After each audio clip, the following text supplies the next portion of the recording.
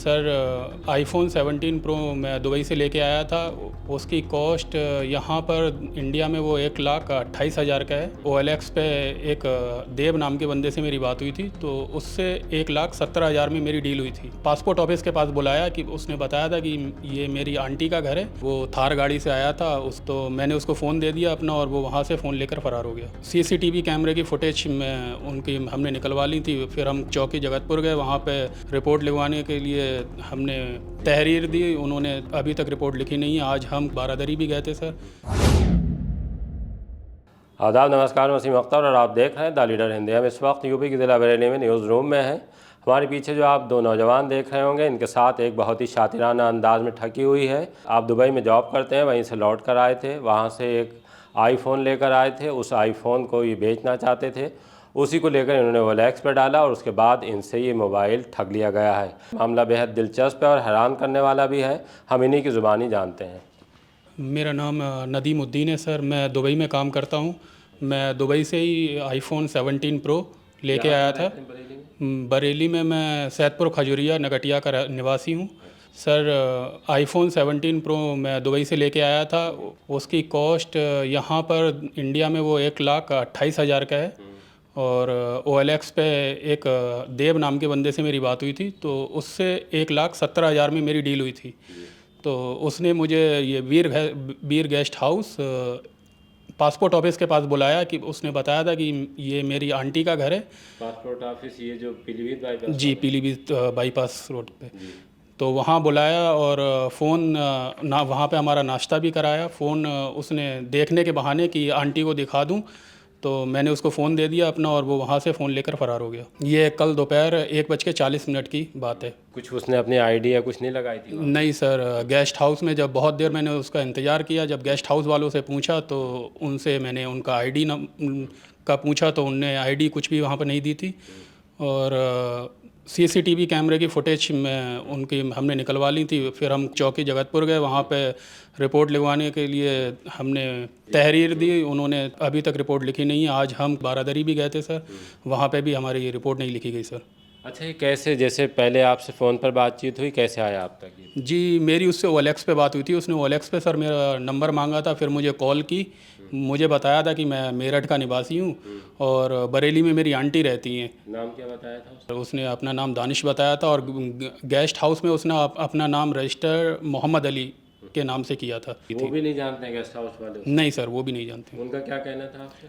उनका कहना था कि उसने बताया था कि मेरे गेस्ट आ रहे हैं, ये मेरा कुछ डील है इनसे, मेरे पार्टनर हैं, तो आप उनको कुछ बताना मत, कुछ बोलना नहीं उनसे। उसने उनको थोड़े पैसे दिए, नाश्ते का इंतज़ाम करवाया, बोला इनका नाश्ता करा देना। नाश्ता कराने लगा। नाश्ता कराने के टाइम पे बोला मैं फ़ोन अपनी आंटी को दिखा देता हूँ, ऊपर ही रहती हैं।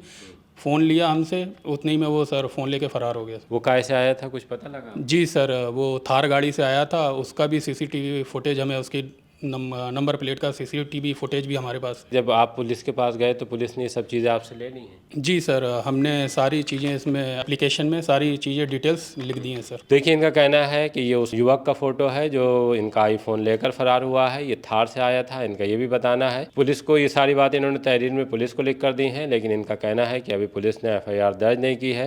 ये जगतपुर चौकी गए थे और जगतपुर के बाद ये बारादरी थाने गए, वहाँ अपनी तहरीर दे आए हैं, लेकिन अभी इनका कोई समाधान नहीं हुआ है। महंगा फ़ोन है, जाहिर सी बात है कि जिस तरह की चीज़ें ये चल रही हैं, ये बड़ा फ्रॉड है। अगर हम देखें तो जिस तरह से किया गया है, बहुत प्लान तरीके से वहाँ पे गेस्ट हाउस में बुलाया गया आपको, वो मोबाइल फ़ोन दिखाने के बहाने वो लेकर फ़रार हो गया है। आप अकेले गए थे और भी कोई था? मैं मेरे भाई के साथ। अच्छा, आप जी इनके भाई हैं? जी।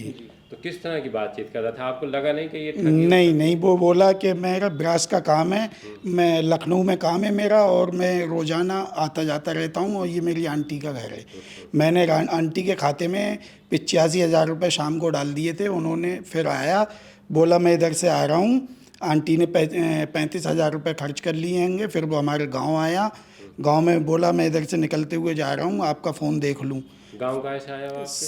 थार गाड़ी से। अच्छा, था। हाँ, जिसका नंबर है UP 32 RK 6824। तो वहाँ गाँव तक पहुँचा, फिर उसके बाद वहाँ पे डील नहीं हुई आप? नहीं, बोला पैसे जो हैं मेरे आंटी के पास हैं, उन्होंने खर्च कर लिए, मैं कहीं से जुगाड़ करके आपको बुलाता हूँ। अच्छा, बेचना क्यों चाहते थे आप इसको जब दुबई से लाए? मैं सर मेरी शादी होने वाली थी, तो मैं शादी में गिफ्ट करने के लिए वाइफ को लेके आया था सर, लेकिन अनफॉर्चुनेटली मेरे फादर एक्सपायर हो गए, तो शादी जो है वो पोस्टपोन हो गई। इसलिए मैंने सोचा मैं सेल कर देता हूँ इस फ़ोन को, महंगा फ़ोन है, सेल कर देता हूँ, इसलिए मैं सेल करना चाहता हूँ। जी।